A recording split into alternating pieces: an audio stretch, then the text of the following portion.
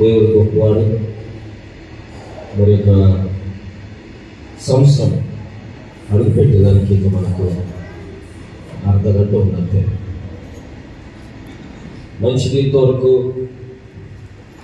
వచ్చిన దేవుని బిడ్డలందరికీ కూడా ప్రభువైన యేసుక్రీస్తు నామమున పేరిట నేను వందనాలు చెల్లిస్తూ కొద్దిసేపు దేవుని మాటలకు మనం ముందుకు పోకమన్నాడు. దేవుడు మన పట్ల చేసినటువంటి గొప్ప ఆశ్చర్య కార్యములు బట్టి చాలామంది సాక్ష్యం చెప్పినారు, స్తుతించినారు, చాలామంది ప్రార్థిస్తూ ఉంచినారు. చాలా సంతోషం. ఈ సమయంలో ఈరోజు నన్ను ఇక్కడ ఉండేదానికి ఒకే ఒక కారణం ఏమంటే, మన ప్రభు మన మీద చూపిన ప్రేమ. ఎన్నోసార్లు ఈ సంవత్సరం మనం ప్రభుకి ఇష్టం లేకుండా జీవించినాం, సంఘం లేకుండా, సావాసం లేకుండా. మా పిల్లల్ని కొద్దిగా ఈ సాధనలో ఉంచుకోండి. పిల్లల్ని వాక్యం చెప్పేటప్పుడు ఎవరైనా ఒక్కలాడ సండే స్కూల్ టీచర్స్ ఎవరైనా కూర్చొని చూసుకున్నాడు.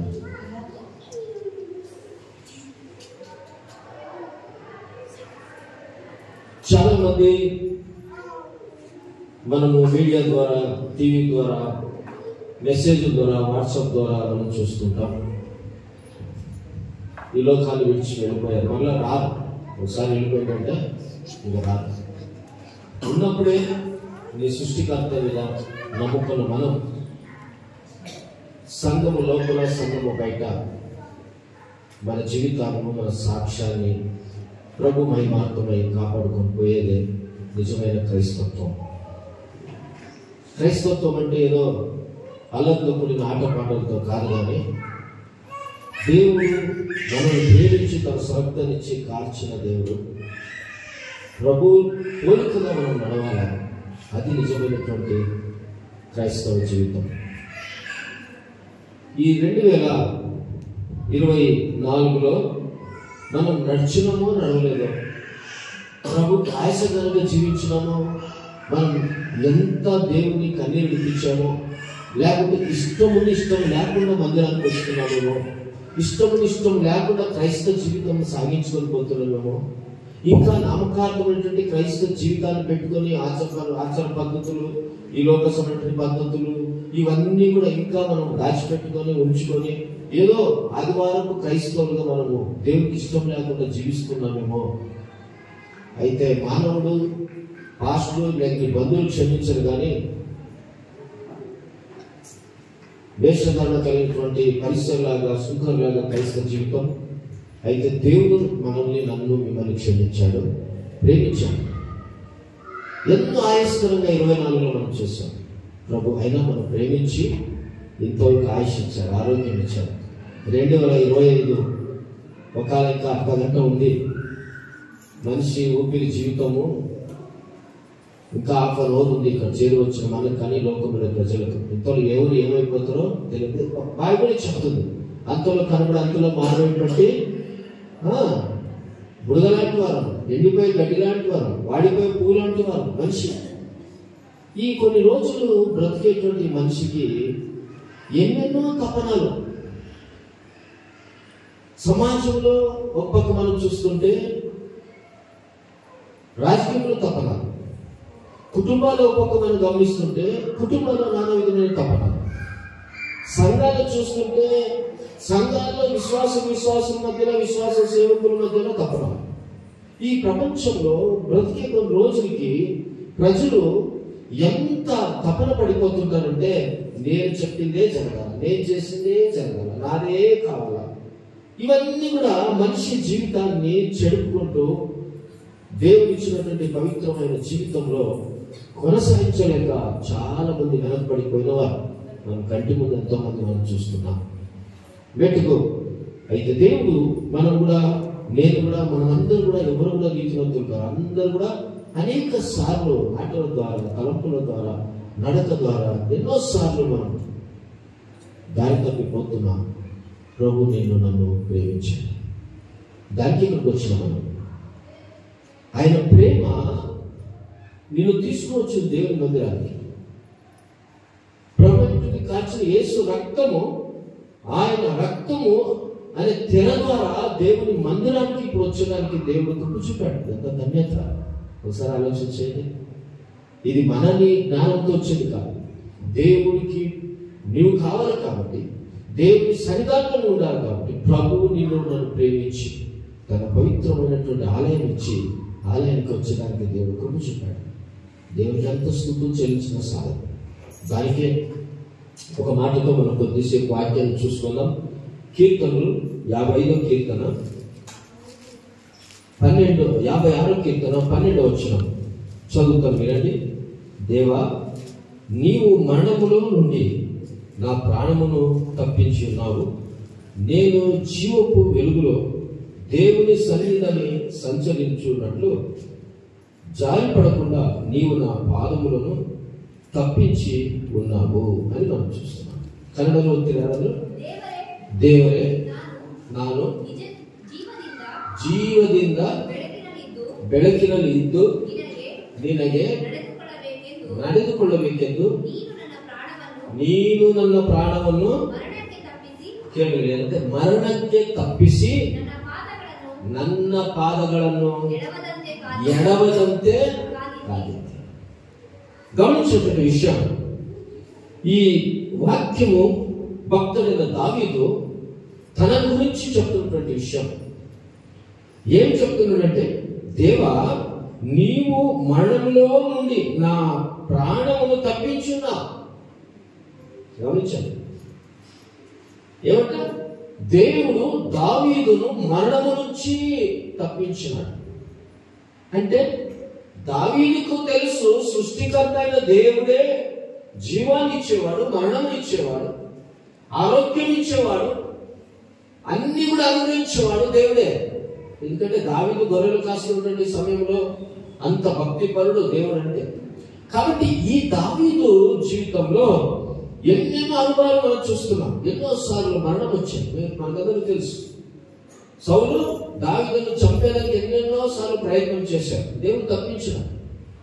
ఈ రీతిగా అంతేకాదు, ఎన్నోసార్లు దావీదు కాలంలో ఎన్నో యుద్ధాలు, దావీదు జీవితంలో ఎన్నో శ్రమలు. ఈ శ్రమలన్నిటిని బట్టి మనం కీర్తనలు చదువుతూ వస్తున్నప్పుడు దావీదు ఇక్కడికి మనం వస్తూ 12వ వచనంలో, దేవా, నీవు మరణంలో నుండి నా ప్రాణమును తప్పించున్నావు. నేను జీవపు వెలుగులో దేవుని సన్నిధిని సంచరించున్నట్లు జారి పడకుండా నీవు నా పాదములను తప్పించున్నావు. ఈరోజు మన మాట మన వ్యక్తిగా మనకు అందాం. మనందరూ ఒకసారి మనందరూ కొందాం. దేవా, అందరూ ఒకసారి చదువుతున్న వాక్యం. ఈ వాక్యం నాదే, మనకే. మనది కన్నడ పోదు, తెలుగు పోదు. ఏమంటుంటే అందరూ చదువుదాం. దేవా, నీవు మరణములో నుండి నా ప్రాణమును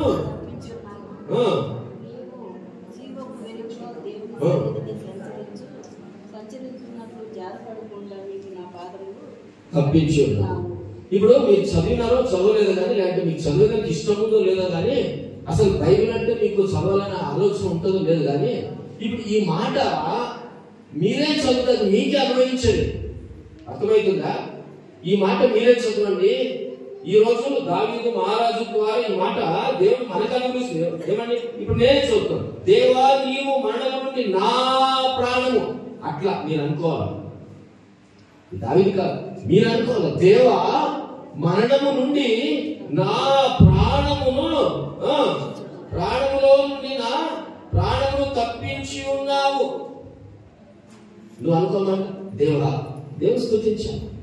ప్రారంభం అందరూ వచ్చి స్తుతించాను, కన్నీరుడిచ్చాను దేవుడు చేసిన సంవత్సరం మేలులు బట్టి.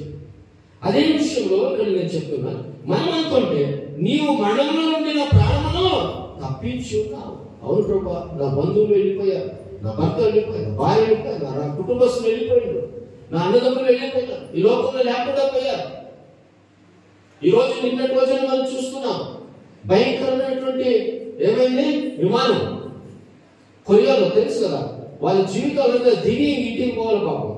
దిగి 4 years బిఫోర్ ఇట్లయింది మీకు తెలుసా, కేరళలో మంగళూరుకు వచ్చింది, ల్యాండింగ్ అయింది, మొత్తం 270 మంది కాలిపోయారు. వాళ్ళ జీవితం క్రిస్మస్ పోయారు, జస్ట్ 5 days టూర్ కని పోయి తిరిగి వస్తా ఉన్నారు కొరియాలో. అంటున్నారా వాళ్ళు ల్యాండింగ్ అయింది, జస్ట్ పోయి టచ్ అయింది, అంత కూడా పక్షి తగిలింది అంటారు. ఏమండి అలాగైతే ఇప్పుడు నువ్వు నేనేమన్నారా, దేవా నేను విమానంలో మరణంలో పోకుండానట్లు, ప్రభా ఈ నెల ఈ సంవత్సరంలో నేను కూడా రోగం వచ్చి చనిపోకూడనట్లు, ప్రభా ఈ సంవత్సరం నీ మందిరానికి రాలే, నీ రొట్టె అసలు చేయలేదు, అసలు నువ్వు అంటే నాకు ఇష్టం లేదు, నీ సన్నిధానం రావాలంటే ఆ తప్పులు పెట్టలే, పాస్టర్ మీద, సేవకుల మీద, విశ్వాసం మీద, వాళ్ళ నా బతుకంతా తప్పులు పెట్టలేదు, నా తప్పులు నువ్వు పట్టే ప్రభా నేను ఎప్పుడో చనిపోవచ్చు. దేవుడు నిన్ను నన్ను మనములను ఏమంట ఇంకా ఎలాంటి మరణ ఛాయకు తీసుకోగల ప్రభువుని స్తుతించాలి. నీకు తెలుసా, ఒక మాట నేను చెప్పడానికి ఇష్టపడు. పుట్టిన మనిషికి 3 విషయాలు మన జీవితంలో నువ్వు ఎంత వద్దని కూడా వస్తాయి. 3 విషయాలు నీ తల్లి గర్భంలో నీ పుట్టిన మొదలు కానీ నువ్వు 40 సంవత్సరాలు బతుకు, 50 సంవత్సరాలు బతుకు, 60 సంవత్సరాలు బతుకు, నాకు వద్దు దేవా, నాకు వద్దునే, దేవా నాకు వద్దునే బాధలు, దేవా నాకు వద్దు నేను ఇట్లే ఉండాలి అన్నా కూడా నువ్వు ఎంత మొర్ర పెట్టి నీకు వచ్చేస్తాయి. అర్థమైందా? మానవ జీవితం 3 తప్పకుండా వస్తుంది. ఒకటి ఏమొస్తుంది, వద్దు వద్దు వద్దు వద్దు, నువ్వు ఎంత తప్పించుకోవాలి, ఏమొస్తుంది, మరణం వస్తుంది. అస్సలు నువ్వు తప్పించుకోలేవు. ఎక్కడికి పోయి కూడా ఒక మా ఫ్రెండ్ ఉండేవాడు పాపము. నేను దుబాయ్ పోయేటప్పుడు తను కూడా కువైట్కి వీసా వచ్చింది. అప్పుడు దాదాపు 24-20 సంవత్సరాలు.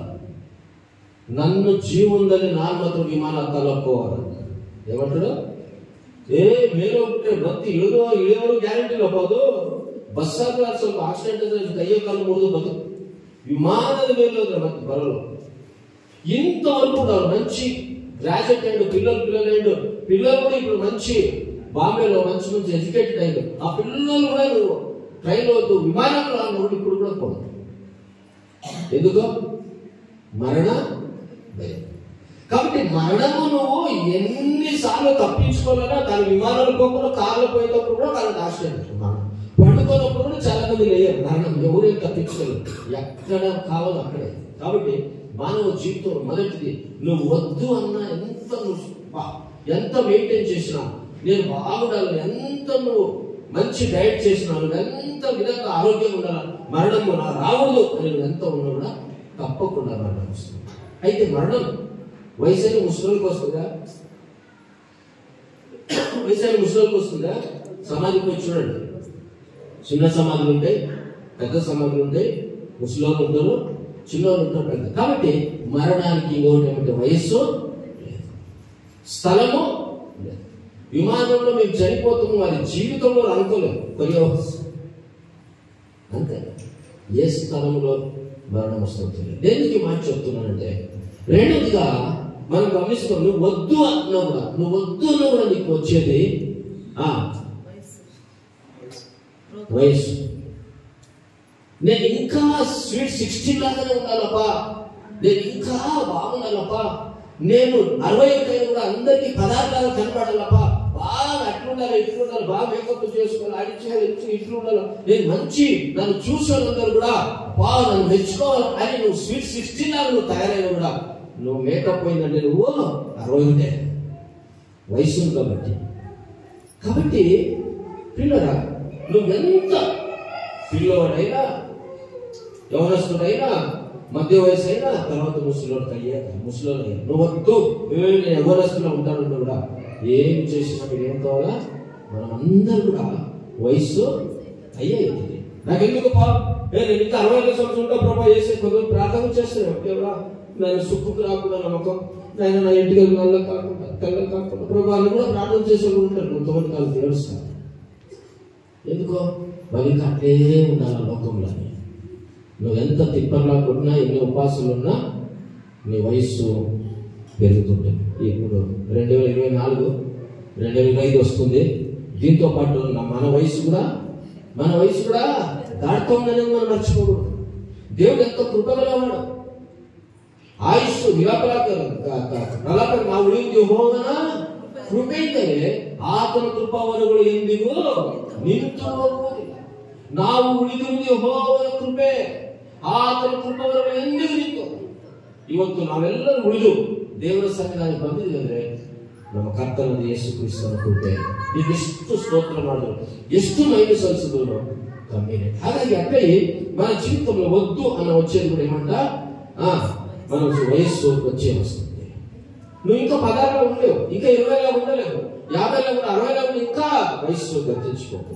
మూడవదిగా మన జీవితంలో వద్దు అన్న, నేను బాగుండాలని వచ్చేది రోగం.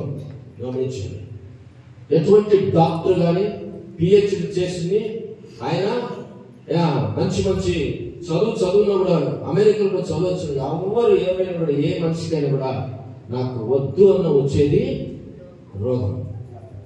నువ్వు ఎంత ఫిట్నెస్ చేసుకో, నువ్వు ఎంత బాగుందో, ఎంత ఏదో రీతిగా నీకు రోగం వచ్చేది, ఏదో రోగం జబ్బు వచ్చే వస్తుంది. కాబట్టి ఈ శరీరం ఎటువంటిది? మట్టి శరీరం. ఈ మట్టి శరీరం కోసం మనం ఎన్నెన్నో ప్రయత్నం చేస్తాం. మనం అనేక సార్లు దేవుని మెప్పించాం ఈ మట్టి శరీరం నుంచి. మనం మెప్పించేదంటే మనుషులు, ఈ మట్టి శరీరం చూసి మనుషులు నన్ను మెచ్చుకోవాలా, మనుషులు నా అందాన్ని చూడాలా, ఓ నా ఫిట్నెస్ చూడాలా, నేను ఇట్లుండాలని చూడాలా, నన్ను చూసి అబ్బా ఇంకా 12 సంవత్సరాలు అమ్మాయిలా ఉందామా అనాలా. మనుషుల్ని మెప్పించేటువంటి జీవితాలు అది ఎప్పటికి కూడా దేవుడు ఇష్టపడేవాడు. ఎవరిని మెప్పించాలా? నువ్వు నేను 2024 ఎవరిని మెప్పించావు? క్రీస్తుని మెప్పించావా? నీ శరీరాన్ని మెప్పించావా? లోకంలో నువ్వు ప్రజలు మెప్పించడానికి జీవించినవా? లేదంటే నీవు ఆత్మ సంబంధంగా ప్రభు కోసం జీవించి నీ ఆత్మను ఉద్యోగపరుచుకొని ప్రభు కోసం ప్రభుని మెప్పించినవా? ఒకసారి ఆలోచన చేస్తాం. ఈ లోకంలో తినుము త్రాగము సుఖించు మనిషి జీవితం. అయితే దేవుడు అనేది ఏమంటే, నీకు ఇచ్చిన ఆత్మ మనతో చూస్తున్నాం. మనం ఎట్లా ఆత్మానుసారంలో మనం నడవాలి. ఆత్మానుసారంలో ఆత్మ విషయం మీద మనసు ఉంచుదు, శరీరానుసారంలో శరీర విషయం మీద మనసు ఉంచుదు. కాబట్టి ఇక్కడ 2 డిబేట్ చూస్తున్నాం. నువ్వు వేసుకుని నమ్మినావే కానీ నువ్వు శరీర విషయం మీద మనసు ఉంచుగా జీవిస్తున్నావా? నీ శరీరాన్ని పోషిస్తున్నావా? లేదా నువ్వు వేసుకుని నమ్మినావు కానీ నువ్వు ఆత్మ సంబంధంగా, నువ్వు ప్రార్థనలో, వాక్యంలో, సహవాసంలో నువ్వు ప్రభువుని మెప్పించేటువంటి జీవితం ఇచ్చి 2024 జీవించావు. ఎట్లా జీవించావు? ప్రభులు ఎక్కడగా అడుగుతారు. ఖచ్చితంగా మనం ఏ రీతిగా క్రైస్తవులే మనం జీవించినాం ప్రభు మనల్ని అడుగుతాం. దానికే ఈ 3 విషయాలు నీ వద్దన వస్తుంది. కాబట్టి దావీదు అంటున్నాడు, దేవుని వాక్యం మనం చూసినప్పుడు, దేవా నీవు మరణంలో నుండి నా ప్రాణమును తప్పించి ఉన్నావు. తర్వాత నేను జీవపు వెలుగులో దేవుని సన్నిధిని విచారించు. అంటే దావీదు ఏమంటున్నాడు? నేను జీవపు వెలుగులో. ఎవరు మన దేవుడు? ఈ లోకానికి వెలుగైనాడు. ఈ వెలుగైన దేవుని జీవపు మార్గంలో క్రైస్తవుడు నడవాలి. కాబట్టి యోహాను సువార్త చూడండి 8వ అధ్యాయం 12వ వచనం. యోహాను సువార్త 8వ అధ్యాయం 12వ వచనం చూడండి.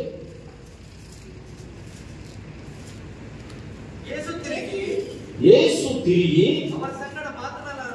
ಅವರ ಸಂಗಡ ಮಾತನ್ನು ಆರಂಭಿಸಿ ನಾನೇ ಲೋಕಕ್ಕೆ ಬೆಳಕು, ನನ್ನನ್ನು ಅನುಸರಿಸುವವನು ಕತ್ತಲೆಯಲ್ಲಿ ನಡೆಯದೆ ಜೀವ ಕೊಡುವ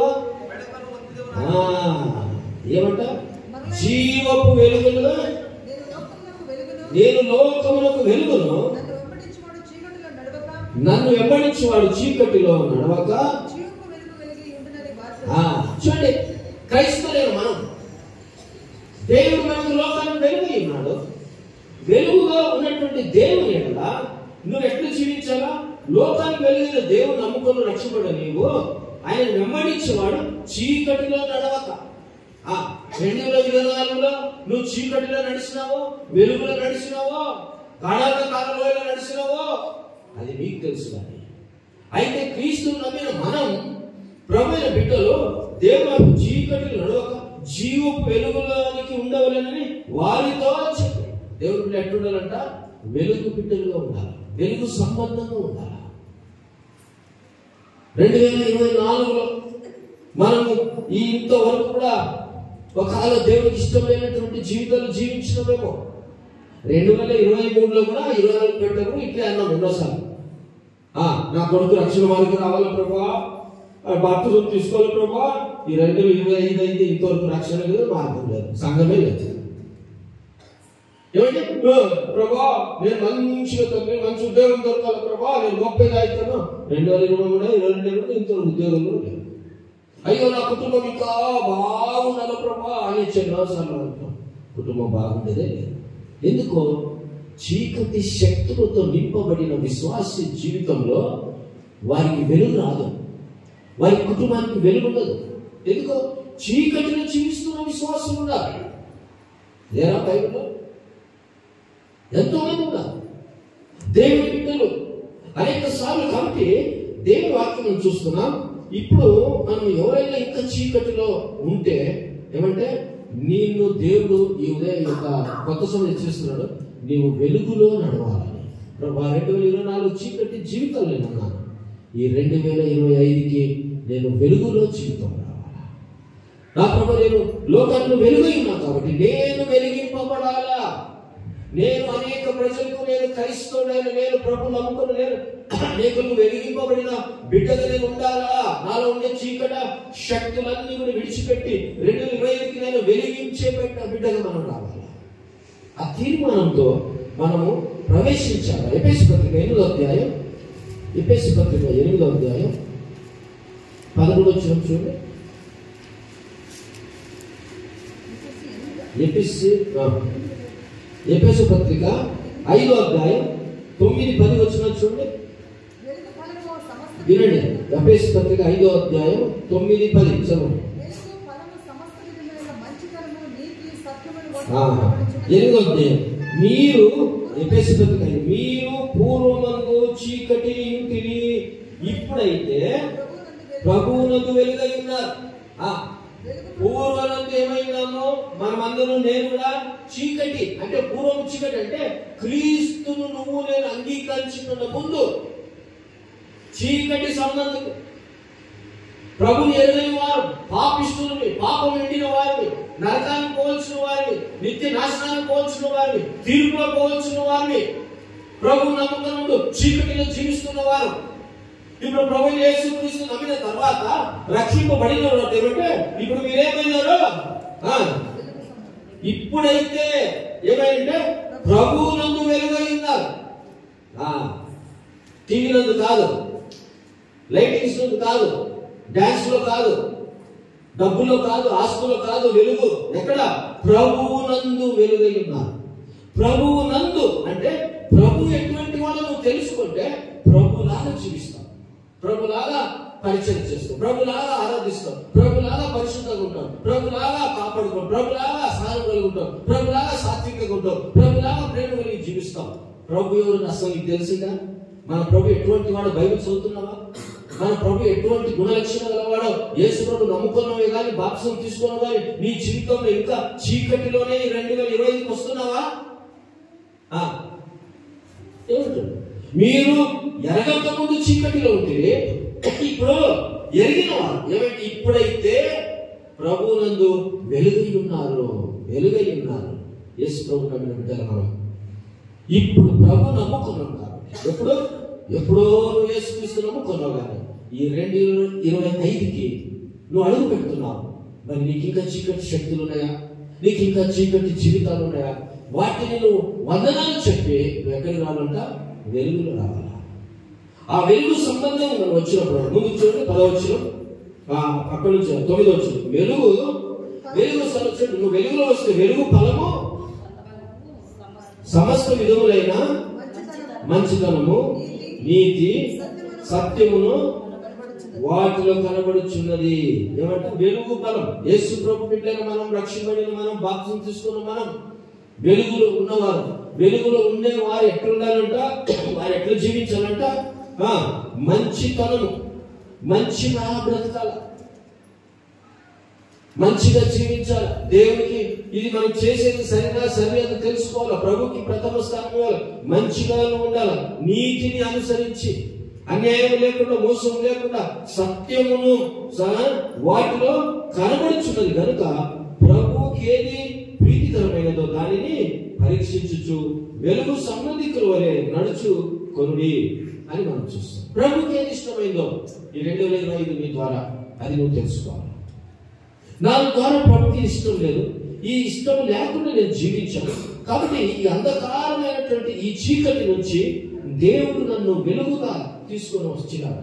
ఈ 2025కి ప్రభు ఎన్నో సార్లు నేను చీకటి శక్తులు బ్రతికినా, ఎన్నో సార్లు చీకటి జీవితాన్ని జీవించాను, ఎన్నో సార్లు దేవునికి ఇష్టం లేకుండా వెలుగైనటువంటి దేవుడు, చీకటి అంటే అపవిత్రుడు, సైతాను అంధకార శక్తులు నేను జీవిస్తుంది, వాటికి లోపడిపోతుంది. ఇప్పుడైతే నేను క్రీస్తు అనేటువంటి వెలుగులో ఈ 2025లో నేను అడుగు పెడుతున్నప్పుడు నాలో ఈ చీకటి జీవితాన్ని తీసివేయి ప్రభా అన్నప్పుడు అప్పుడు ఏమవుతుందంటే ఖచ్చితంగా నీ జీవితంలో ఈ 2024లో కాలం ఎక్కడైనా ఫెయిల్ అయినావేమో, తప్పిపోయేవేమో, నీకేదో సరిగ్గా ఆన్సర్ రాలేదేమో, నీకు ఉద్యోగం రాలేదేమో, నువ్వు ఒకవేళ బాగుపడలేదేమో, నీ పిల్లలు సరిలేదేమో, నీ జీవితాలు సరిలేదేమో, ఎక్కడో నీ కష్టాలు, కన్నీళ్ళు, రోగాలతో ఇంకా సహించుకోలేకపోతున్నావేమో.